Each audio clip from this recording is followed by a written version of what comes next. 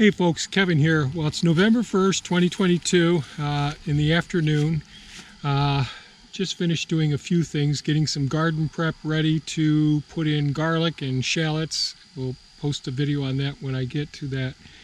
And receives a large amount of leaves that are over there in the distance. So that's going to allow us to do some mulching in and some insulation of the fig trees and so on. But I'm a little tuckered today, so one of the things I thought I might do is bring Elon back here and work on Pond 7. Now, a couple of years ago, I expanded Pond 7. So Pond 7 was just a circular pond over there, and I've been digging this out. It ended right about where that section there is, and I only got so far.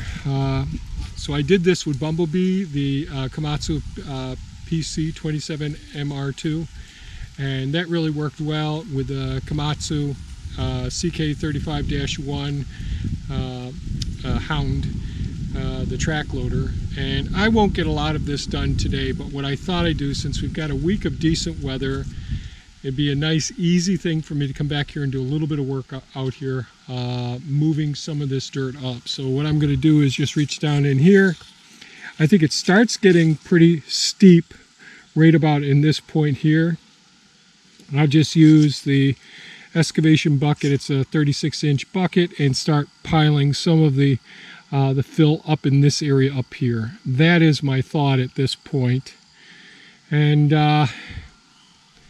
so I can expand this pond so it can hold more water, and that's one of my goals. And the fill that comes out of here, which is a sandy, gravelly material, it's going to go back to where I put in the road along the property line over there.